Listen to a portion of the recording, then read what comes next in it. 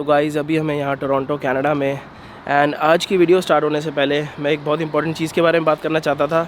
As you know India and Canada के थोड़े relation ख़राब चल रहे हैं, बट जब मैं यहाँ कनाडा आया था तब तक ऐसा कुछ हुआ नहीं था। एंड मैं कम्प्लीटली एग्री करता हूँ कि जो भी यहाँ की पॉलिटिक्स कर रही है बिल्कुल फालतू की चीज़ें हैं, बट मैं हमेशा पॉजिटिव चीज़ों पे फोकस करना चाहता हूँ। एंड मैंने अपने इंस्टाग्राम पे भी पोल डाला था कि कितने लोग चाहते हैं कि मैं स्टिल कनाडा की सीरीज़ अपलोड करूँ, तो 91% लोगों ने हाँ बोला था। इतने टाइम से वीडियो इसीलिए नहीं आ रही थी, इवन दो मुझे 10-15 दिन ऑलरेडी यहाँ कनाडा आए हुए हो गए हैं।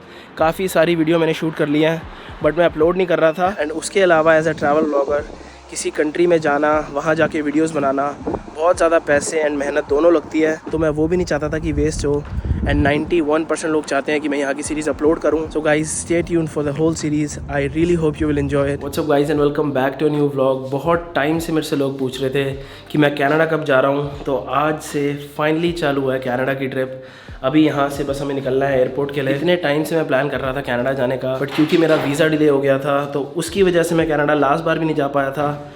जो मेरी यूएस की ट्रिप थी लास्ट बार, वो भी जो मेरा इनिशियल प्लान था वो तो कनाडा जाने का था, बट क्योंकि कनाडा का फिर वीज़ा नहीं आया था तो मैंने सोचा था कि चलो यूएस में वीडियोस बना देते हैं, थोड़ा बहुत यूएस एक्सप्लोर कर लेते हैं। तो बस अब हमें निकलना है यहाँ से एयरपोर्ट के लिए। बैग वगैरह सारे पैक हो गए हैं।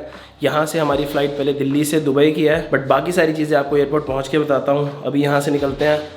बाय द वे ये है मेरा नया ऑफिस, इसका टूर मैं आपको अच्छे से दूंगा वापस आके दिल्ली। बहुत टाइम से मुझे पता है कि वीडियोस बिल्कुल भी कंसिस्टेंटली नहीं आती। मैंने लास्ट बार जापान में ही बोला था कि अब से कंसिस्टेंटली आएंगी, बट क्योंकि मैं एक बहुत ही स्पेशल प्रोजेक्ट पे काम कर रहा हूँ उसकी वजह से मुझे बहुत कम टाइम मिल रहा था एडिटिंग के लिए। एंड इंस्टाग्राम पे मैंने पोस्ट डाली थी रिसेंटली कि मैं एडिटर हायर कर रहा हूँ, तो होपफुली इस हफ्ते मैं फाइनलाइज़ कर लूँगा एडिटर। एंड उसके बाद मेरी पूरी कोशिश रहेगी कि हफ्ते में 3 से 4 वीडियोज़ एटलीस्ट डालूँ। मन तो मेरा इवन डेली व्लॉगिंग का भी था। इतने टाइम से मुझे लोग बोल चुके हैं कि मैं डेली वीडियोस बनाऊं, क्योंकि डेली व्लॉगिंग से क्या होता है कि एक कनेक्शन बना रहता है। अगर मैं 10 दिन 15 दिन वीडियो नहीं डालता तो वो एक कनेक्शन टूट जाता है आप लोगों के साथ। तो इसीलिए मैंने सोचा है इस ट्रिप पे कोई भी वीडियो डिले नहीं होगी, सारी वीडियो बिल्कुल टाइम पे आएंगी, ऑलमोस्ट डेली 6:30 बजे शाम को। तो अभी तक आपने चैनल सब्सक्राइब नहीं किया है, सबसे पहले तो चैनल सब्सक्राइब कर लो एंड नोटिफिकेशन बेल ज़रूर दबा लो, ताकि आपके पास नोटिफिकेशन आती रहे सारी वीडियोज़ की एंड आप पूरा ट्रैक कर पाओ इस ट्रिप को।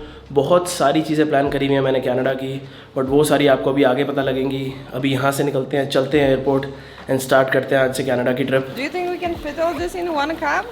Yeah, I think so. It's a big cab. Bye. Bye. चलो ठीक है फिर। Okay bye. Bye. मिलते हैं 1 महीने बाद। चलो।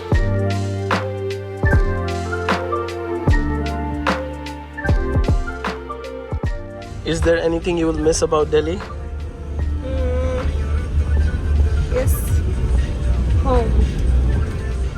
What about traffic? No, I won't miss traffic. Sorry.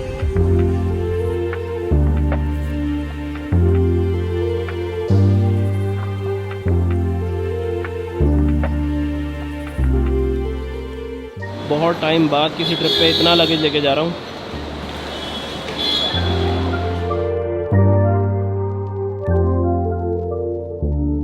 एक तो यार दिल्ली में ट्रैफिक इतना रहने लग गया है कि रोहिणी से यहाँ एयरपोर्ट आने में 1.5 घंटे से ज़्यादा लग गया। एंड अब गेट नंबर 7 पे जा रहा हूँ। 5 तक तो इतनी ज़्यादा भीड़ होती है क्योंकि जो सारे डोमेस्टिक वाले होते हैं वो भी वहीं से एंट्रेंस करते हैं, बट यूजुअली 6, 7, 8 खाली रहते हैं एंट्रेंस के लिए। हमें जाना है सामने ये काउंटर नंबर J पे।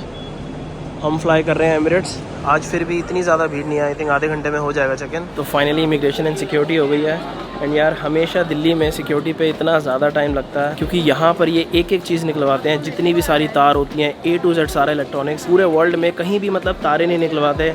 एंड स्पेशली मैं इतना सारा इलेक्ट्रॉनिक्स कैरी कर रहा होता हूँ तो आधा घंटा मुझे ईज़िली लग जाता है सिक्योरिटी पे। पहले सब कुछ निकालो, फिर से सारा कैमरा बैकपैक में पैक करो। बट एनीवेज़ अब सब कुछ हो गया है एंड अब थोड़ी देर जा रहे हैं लॉन्च में। अभी भी हमारे पास 2 घंटे से ज़्यादा है फ़्लाइट में, तो लॉन्च में जाके कुछ नाश्ता करते हैं। घर से कुछ खा के नहीं निकले थे। Are you hungry? या let's go to the lunch. ये मैं बहुत बार मेंशन कर चुका हूँ अपनी वीडियोस में कि जो मेरा क्रेडिट कार्ड है ICI बैंक का, उसके थ्रू मुझे पूरे वर्ल्ड में हर जगह लाउंज एक्सेस मिल जाता है फ्री में। दिल्ली से अगर आप बिज़नेस क्लास ट्रैवल कर रहे हो तो आपको एक्सेस मिलता है ये एयर इंडिया लाउंज का, जो मैंने आपको लास्ट बार दिखाया था जब हम कोरिया जा रहे थे। बट अगर आपको क्रेडिट कार्ड से जाना है तो उसके लिए लाउंज जो सामने है एनकाम लाउंज भी, अगर आपको लाउंज जाना है तो यहाँ पर ये मशीनें लगी होती हैं जहाँ पर आप अपना कार्ड स्वाइप करो एंड डायरेक्ट रिसीट निकल जाती है। वरना यहाँ काउंटर पे हमेशा भीड़ होती है तो मैं यहाँ हमेशा मशीन से ही कर लेता हूँ। तो बस ये रिसीट दिखानी है एंट्रेंस पे। सबसे पहले तो एक कॉफ़ी लेता हूँ। एंड ये आपको पता ही है कि लाउंज में पूरा बफे होता है लंच का, वहाँ पर आप ड्रिंक्स भी पी सकते हो, अल्कोहलिक नॉन अल्कोहलिक। तो जैसा मैंने आपको बताया था, पहले मेरी फ़्लाइट है दिल्ली से दुबई, एंड फिर दुबई में 14 घंटे का लेओवर है, तो ऑलमोस्ट एक पूरा दिन दुबई में है। एंड उसके बाद दुबई से न्यूयॉर्क। टोरंटो की मैंने डायरेक्ट फ़्लाइट इसलिए नहीं कराई क्योंकि बहुत ही ज़्यादा महंगी आ रही थी, तो मैंने सोचा न्यूयॉर्क चलते हैं, एंड न्यूयॉर्क से फिर ड्राइव करके टोरंटो चले जाऊँगा। तो गेट की तरफ ही जा रहे थे, एंड पता लगा कि फ़्लाइट आधा घंटा डिले है। तो इतने हम सोच रहे हैं हल्दीराम चलते हैं, हमें अपनी ट्रिप के लिए थोड़ा बहुत रेडी टू ईट लेना है, क्योंकि इस बार जो ट्रिप है बहुत स्पेशल होने वाली है। सारी डिटेल मैं आपको अगले व्लॉग में बताऊंगा। हर बार मैं यही करता हूँ, जब भी हल्दीराम के रेडी टू ईट लेने होते हैं वो मैं बाहर से नहीं लेता, यहाँ एयरपोर्ट से ले लेता हूँ, ताकि लगेज में ना रखना पड़े, एंड ये फिर आपका जो वेट होता है उसमें काउंट नहीं होता, एज ड्यूटी फ्री आइटम चली जाती है। So let's take 2 shahi paneer And dal makhni. And dal makhni and maybe even biryani. Okay, we are settled. Yes. You always need Indian food for emergencies. Yeah, when you have Indian food deficiency, you can just grab one of these.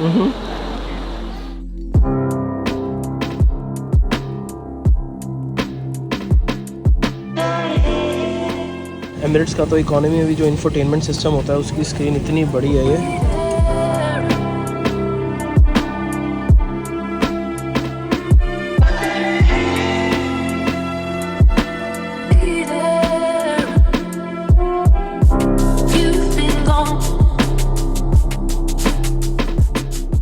तो finally Dubai तो पहुंच गए हैं, and बस हमें immigration cross करनी है। Baggage तो हमें हमारा सीधा न्यूयॉर्क ही मिलेगा, तो सिर्फ एक ये छोटा वाला बैग है। एंड वीज़ा मैं हमेशा अराइवल लेता हूँ दुबई में। बहुत बार मैंने आपको बताया कि यूएस वीज़ा के बेसिस पे आप 14 दिन का अराइवल वीज़ा ले सकते हो। एंड वैसे तो मुझे नॉर्मल ट्रांसफ़र वाली फ़्लाइट भी मिल रही थी न्यूयॉर्क तक की, जिसमें सिर्फ 2 घंटे का लेओवर था दुबई में, बट क्योंकि मुझे थोड़ा बहुत इलेक्ट्रॉनिक्स लेना था दुबई से, तो मैंने सोचा 14 घंटे वाला लेओवर ले लेता हूँ। बाहर जाके बस भर दुबई से थोड़ा बहुत इलेक्ट्रॉनिक्स लेना है, फिर रात के लिए होटल मैंने बुक कराया हुआ है। सुबह सुबह की हमारी फ़्लाइट है न्यूयॉर्क की। तो नीचे आके वो सामने इमिग्रेशन है, एंड वीज़ा ऑन अराइवल वहाँ सामने से मिलता है लेफ़्ट पे। तो ये मरहबा सर्विसेज होती हैं जहाँ से वीज़ा ऑन अराइवल मिलता है। एंड वैसे तो अगर आपका 48 घंटे से कम का स्टे है दुबई में, तो आप फ्री भी ले सकते हो वीज़ा, कोई फ़ीस बिना दिए, बट उसके लिए पहले अप्लाई करना होता है, और पहले मैंने किया नहीं, तो अब यहाँ से वो 14 दिन वाला ही लेना पड़ेगा। वीज़ा लेने में आधे घंटे से ऊपर लग गया। बिल्कुल मेरे टाइम पे इनका प्रिंटर ख़राब हो गया। मेरे से जो पहले बंदा था उसके टाइम तक वीज़ा प्रिंट हो गया, एंड देन मुझे 20 मिनट वेट करना पड़ा इनके प्रिंटर ठीक होने का। एंड ये वीज़ा लेने के बाद आप स्मार्ट गेट पे नहीं जा सकते। अगर आपके पास इंडियन पासपोर्ट है तो आप स्मार्ट गेट से लीव कर सकते हो Dubai, but entry normal immigration से ही होती है। तो बस ये कागज़ सा वीज़ा मिलता है 14 दिन का, एंड मुझे लगा था 120 दिरहम फ़ीस है, बट अब इन्होंने बढ़ा दी, 141 दिरहम हो गई है, अराउंड 3100 रुपये। एंड वैसे तो वेरोनिका स्मार्ट गेट से जा सकती थी, बट वहाँ भी वेरोनिका को फिर वेट ही करना पड़ता, तो हमने सोचा साथ में ही चलते हैं। I always have to wait for you. यार बस यूरोपियन पासपोर्ट होने का ये थोड़ा फ़ायदा है कि वर्ल्ड में एक तो कहीं वीज़ा नहीं चाहिए, 187 कंट्री आप वीज़ा फ्री ट्रैवल कर सकते हो पोलिश पासपोर्ट पे। हमें हर जगह का वीज़ा लगवाना पड़ता है। एंड दुबई की मुझे ये चीज़ बहुत अच्छी लगती है कि जब भी आप इमिग्रेशन क्रॉस करोगे हमेशा आपको फ्री सिम मिलेगी, एंड 1 GB इंटरनेट फ्री मिलता है, तो एक दिन के लिए मेरे लिए तो बहुत है। Did you also get a free SIM? Oh yeah, I like it that every time you cross immigration in Dubai, you get a free SIM.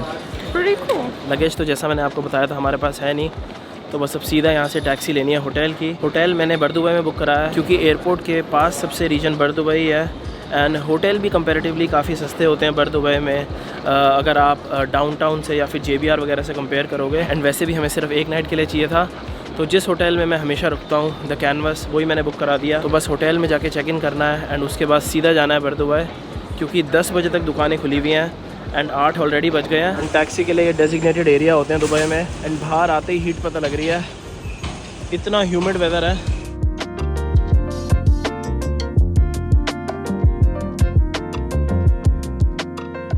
Hotel में फाइनली चेक इन कर लिया। तो ये होटल का रूम। जब भी मुझे एक अफोर्डेबल 5 स्टार होटल चाहिए होता है, मैं हमेशा ये कैनवस बुक कराता हूँ। बहुत ही स्पेशियस रूम है, नाइस किंग बेड, एंड इनके हर रूम में इतना बढ़िया बाथटब है। एंड ये मैंने बुक कराया था सिर्फ 3500 पर नाइट का। Now let's go to Bur Dubai. Are you going? No, you go. You're resting? I'm ordering some food and I'm resting. Okay. I'll be back. तो दुकान तक जाने के लिए ऊबर मंगाई थी, बट इस वक्त ये जो बाज़ार वाला एरिया है बर दुबई का, यहाँ पर इतना ज़्यादा जाम है कि ऊबर में तो 15-20 मिनट लग जाते। तो मैंने सोचा कि पैदल ही चल लेता हूँ। 5-7 मिनट की वॉक है। इवन दो ह्यूमिडिटी इतनी ज़्यादा हुई हुई है इस वक्त दुबई में। अगस्त और सितंबर सबसे बेकार टाइम होता है दुबई आने का वेदर वाइज। तो बस अब जल्दी से जाके फ़ोन उठाता हूँ, फिर जाके होटल में थोड़ी देर रेस्ट करूँगा। सुबह निकला था दिल्ली से, कहने को सिर्फ 3 घंटे की फ़्लाइट है दुबई की, बट पूरा दिन ही लग जाता है। इतनी बड़ी इलेक्ट्रॉनिक्स मार्केट है यहाँ पर दुबई में। बिल्कुल एक तो इंडिया वाली फ़ील आती है कि दिल्ली में किसी बाज़ार में घूम रहे हो। हर जगह यूज़ लैपटॉप, आईपैड, आईफोन की दुकानें। तो मैं जब भी दुबई आता हूँ सारे इलेक्ट्रॉनिक्स यहाँ से लेता हूँ। काफ़ी चीज़ें ले चुका हूँ मैं, तो जो फ़ोन लेने थे वो ले लिया है। अभी होटल जाके दिखाता हूँ कि कौन से फ़ोन लिया है मैंने। तो अब आपको दिखा देता हूँ कि कौन सा फ़ोन लेना था मुझे। मेन दुबई आने का रीज़न यही था मेरा। तो एक ये मैंने Fold 5 लिया है, अपने लिए नहीं, मैं तो आईफोन ही यूज़ करता हूँ। पापा के लिए लिया है Fold 5, क्योंकि मैं पोलैंड से पापा के लिए ये फ़्लिप लाया था, बट ये 4 महीने में ही ख़राब हो गया। इसका पता नहीं, ये जो गार्ड होता है बाहर आ गया था, तो अब स्क्रीन ही नहीं चल रही। तो ये पोलैंड में ही चेंज कराऊंगा। एंड पापा को ये फ़ोन ज़्यादा पसंद भी नहीं आया था फ़्लिप, फोल्ड पसंद था, तो एक फ़ोल्ड ले लिया ये। एंड ये वेरोनिका की मम्मी को लेना था, क्योंकि आते हुए हम पोलैंड होते हुए आएंगे, तो वहाँ से फिर ये फ़ोन भी चेंज करा लूँगा फ़्लिप, और ये आईफोन भी दे देंगे।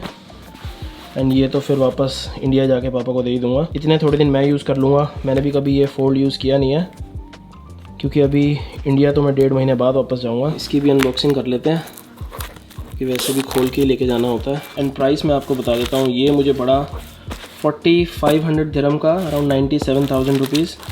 इंडिया से तो फिर भी बहुत ज़्यादा सस्ता है। इंडिया में आई थिंक अराउंड 1.5 लाख का था।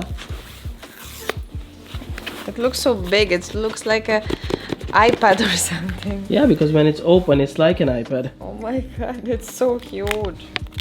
Okay.